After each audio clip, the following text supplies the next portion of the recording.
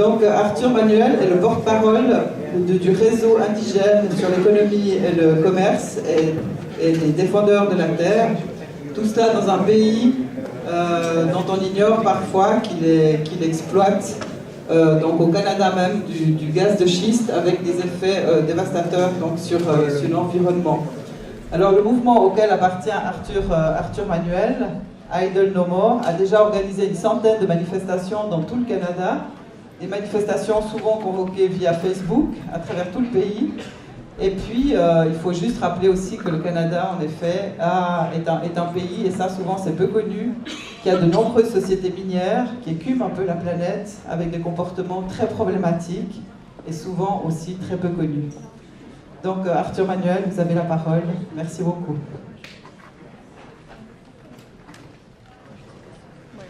Thank you very much, Madam Chair. I'd just like to, first of all, thank the organizers for inviting me out here to Switzerland. It's not the first time I've been to Switzerland, though. I'm from the Secwepemc peoples. It's a tribe in south central interior of British Columbia, and I've been involved in working on our land and our rights pretty well all my life. And my father before me was also involved in this struggle, and he also been to Switzerland, mostly to Geneva, because of the different human rights committees that are there. Also, the Swiss Fund also sponsors Indigenous people from around the world actually to come to Switzerland to make presentations before the United Nations human rights bodies that are meeting here. So Switzerland is in the minds of many Indigenous peoples around the world. There's about 370 million Indigenous people from around the world. Indigenous people have always been struggling for basically the last 500 years with a Eurocentric kind of concept of economy, from how, I guess, white people sort of think about how to use the world, how to use the planet. And that struggle is here today, even over 500 years of that struggle. It's like over 500 years ago, we had trees in our area that were 4 feet across. Nowadays, they're logging trees that are about 6 inches across. The oceans were full of, the rivers were full of salmon. Now, you could literally walk across it even during my grandparents' time.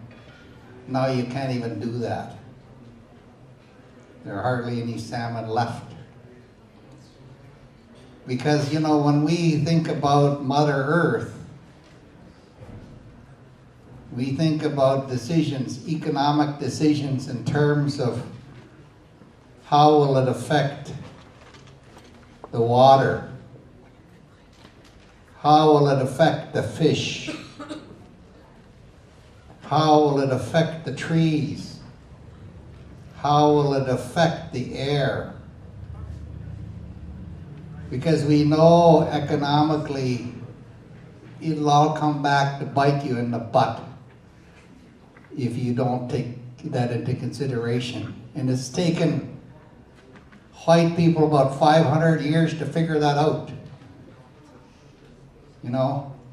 What do you call global warming? You're waiting for a catastrophe to come and bite you in the butt. When you keep on going and doing like what's the saying here, keep on mining. What, gold? What use is gold? It really means that people are saving so much darn money And they need to make interest on that money. Therefore, the best place to do it is to go gold mining with it. And bring it to Geneva and go bury it in the ground again. It's crazy.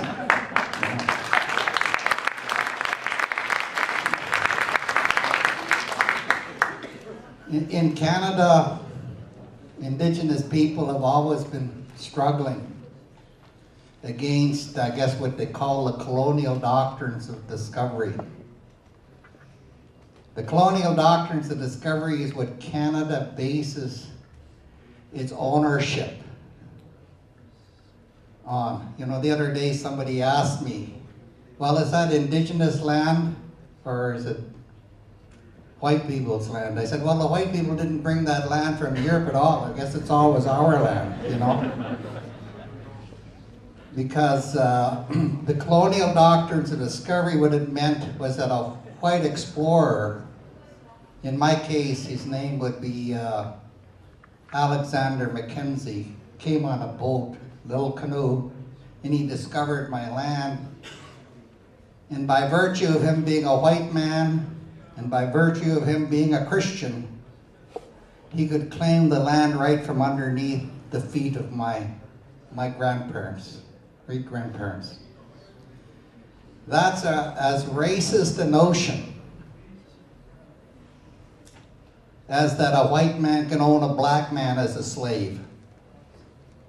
That you can steal somebody's land right from under his feet and then have him live in the kind of poverty Indigenous people have been living in ever since Canada was founded in 1867. Because in 1867, the Canadian Constitution said that only settler governments could make law like mining law, like water law, fish law, tree law, any of the economic kind of law. They could only make it in the settler governments, in my territory. That's why we were poor. That was how the British North America Act of 1867 set it out.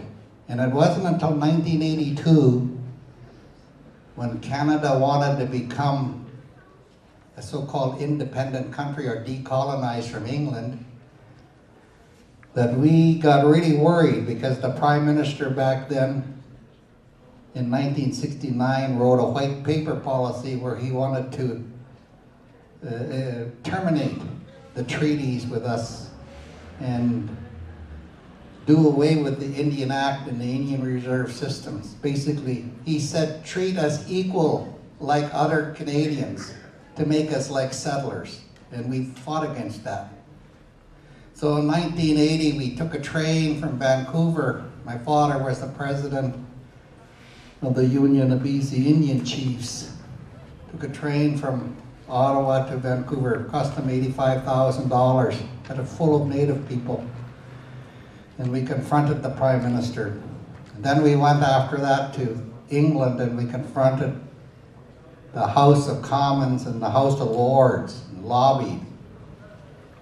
And we were so successful that the government was had to concede and put in the Canadian Constitution, Section 35(1), which basically says that the federal and the provincial governments will recognize and affirm existing Aboriginal and treaty rights.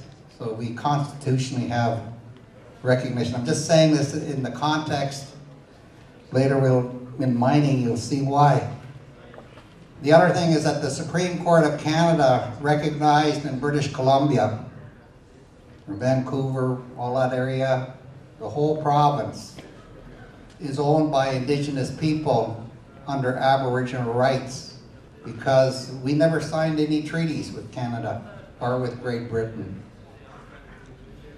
So it's important to understand that we have constitutional recognition and legal recognition, and what we're trying to do is establish that it is also includes proprietary interest in and to our land and our territory, including the the right-of-way for pipelines, including the gold, including the minerals, so that we can preserve and protect our land. Another thing you need to think about when you think about Indigenous people is that you need to remember that in 2007, the United Nations passed the Declaration on the Rights of Indigenous People. And you need to remember too that Canada voted against this document twice. Once here in Geneva before the Human Rights Council, and also before the General Assembly in New York. They voted against it because they're terrified of the content of this document, because it is the first international declaration that actually repudiates and rejects that old 500-year-old concept of the colonial doctrines of discovery. Because the colonial doctrines of discovery basically ruled the international concepts and precepts of Indigenous people up to that point, until the Declaration itself changed that.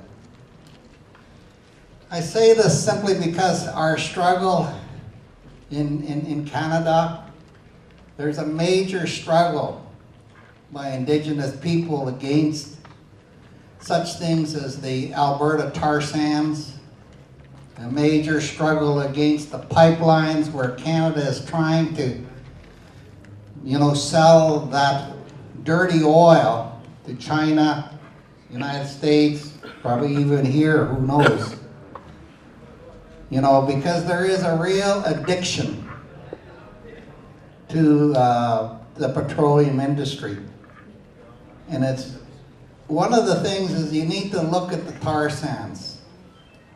Because the Prime Minister of Canada, despite scientific information,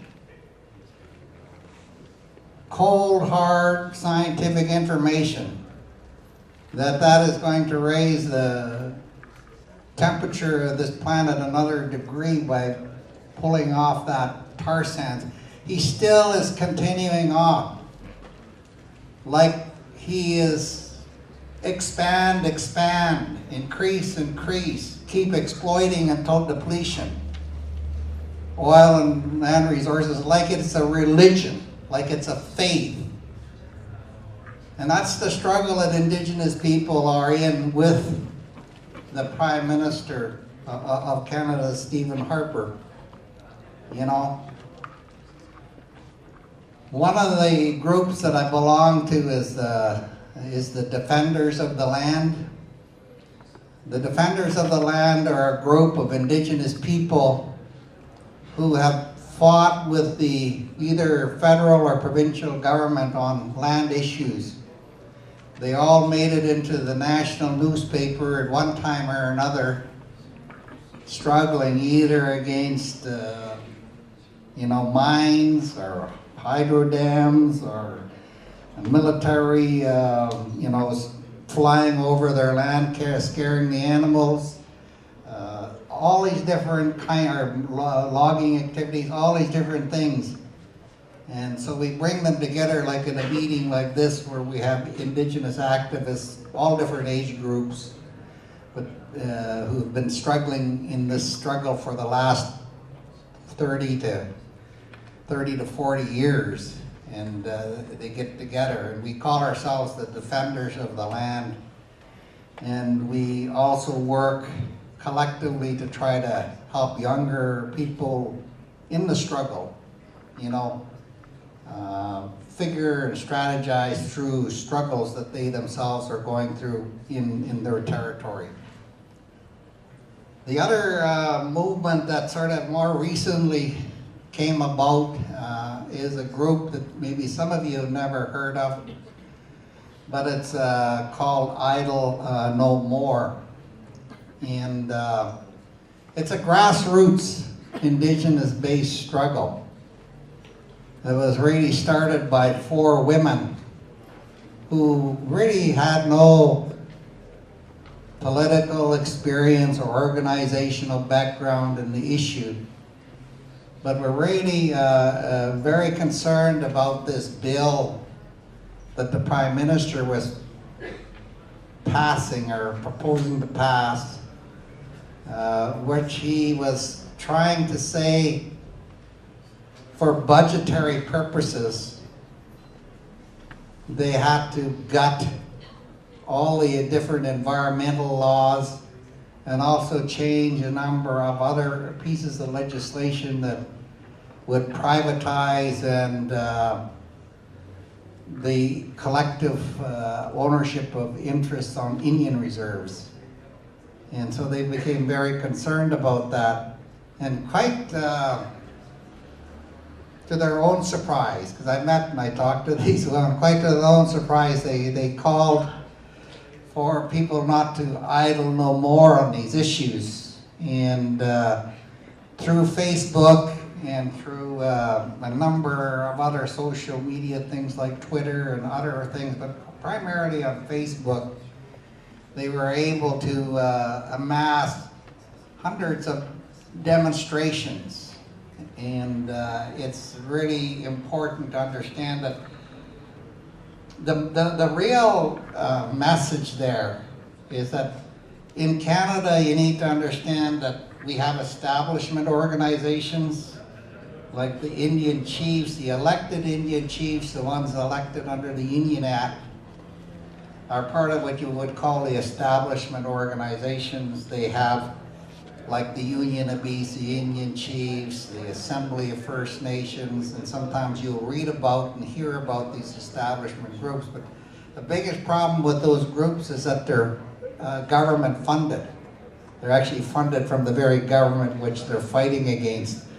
And some groups like the Assembly of First Nations will get about $20 million a year of funding, which really limits their capacity to be independent. I know when one of our national chiefs, Matthew Kunkam, was in South Africa on that racism conference, he called Canada a racist country, and his funding was cut from 20,000 to 10,000 the next morning, and it made national news. So that's how the government tries to manipulate these organizations. So it's really important to understand that it's frustrating, especially for young Indigenous people, because employment and business opportunities, a lot of these things are totally not, in an Indigenous community. Hope is really not there in many cases. Yet a lot of our young people have taken advantage of education programs and have gotten education programs and succeeded. Went back to the communities, but with no jobs. And that's who Idle No More is. It's really young people frustrated with the establishment, whether it be government or even our own Indigenous-based established organizations. And that's important to understand. The other thing you need to understand about Canada, because we have constitutionally and judicially recognized Indigenous land rights, it makes the business community economically uncertain about the capacity of the government to say that they have 100% power to hand out mining permits. At one point in time with my group, the Indigenous Network on Economies and Trade, what we did, that when Canada was fighting with the United States about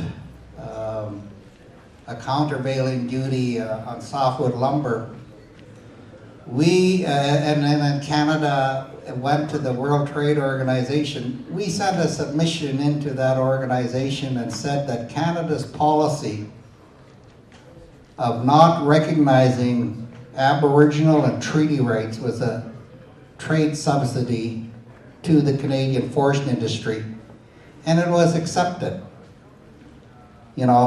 those kind of decisions make industry nervous, because Indigenous people do have a proprietary right in everything, including the minerals that companies take out of the ground.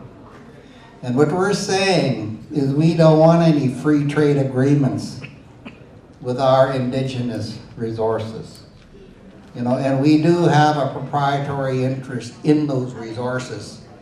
And we do not feel that the Canadian government has 100% monopoly like they used to under the colonial rules to our resources. That we too have ownership, and we do have a right to make decisions in relationship to access, in relationships to benefits to our land inside our territory.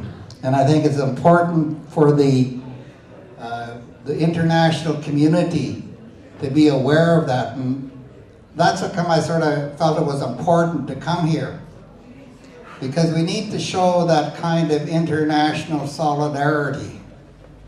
And Indigenous people are the people, the real people, who want to live a traditional-based lifestyle like it was before. And you have to go through a certain amount of changing of your attitude to get back to that point where we can put in place a direction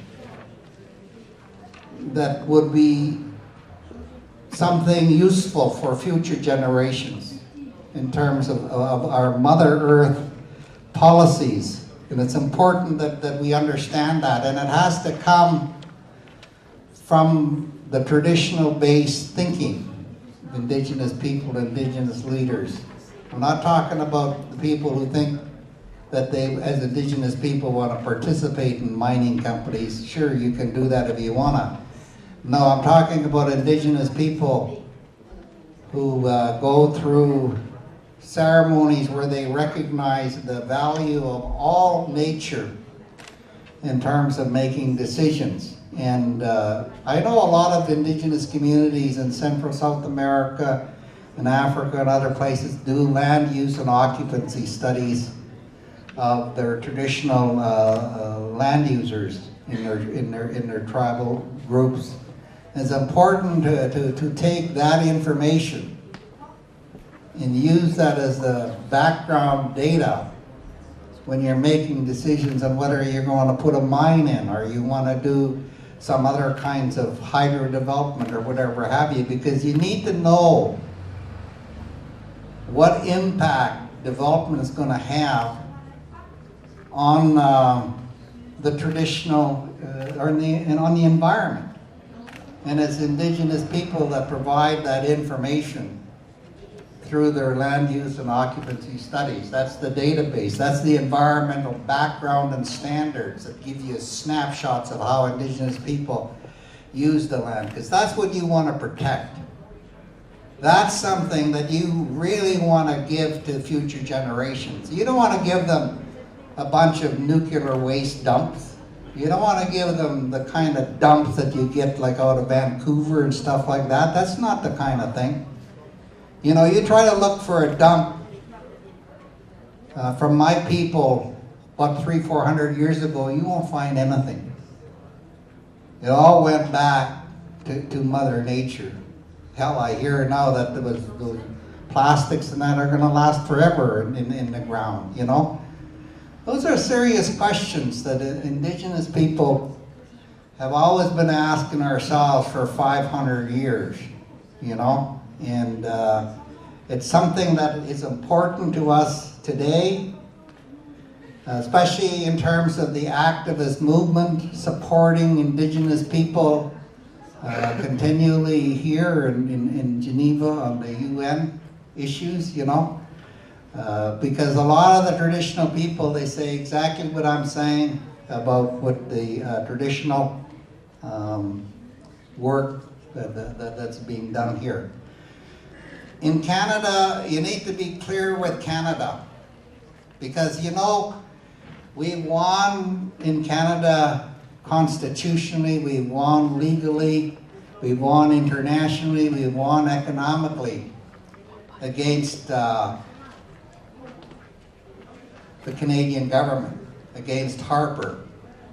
But Harper won't change his mind on these issues, and that becomes a political issue, not a legal issue, because we don't need to go back to court anymore, and we don't need to deal with the Constitution really anymore. The issues are clearly there. And the reason I'm saying this is because, and I use an example in the United States about where the American Indians, the Cherokee, used to live in Georgia. And when the settlers found that there was gold there, they wanted to kick them out. But the Cherokee took them to court, and they went all the way to the United States Supreme Court before Chief Justice John Marshall. And they won. They won recognition of their land rights. But the president back there was Andrew Jackson. And despite the fact that these people won before the court, he marched the Cherokee out of Georgia to Oklahoma, and which became known as the Trail of Tears because thousands of Cherokee died in that march. What I'm saying is that Harper is like a Jacksonite. You know, same in the Premier of British Columbia, is the same kind of mentality. And we need to eradicate them from our politics. We need to eradicate them in terms of putting these economic strategies forward. Because that's the only way you're going to get rid of them. You need to politically boot them out. The international pressure has to be part of that. That's how come I think international solidarity is really important for us as Indigenous people. I think it's important for Mother Earth. It's important for all of us. Anyways, Cook's Jam, thank you very much.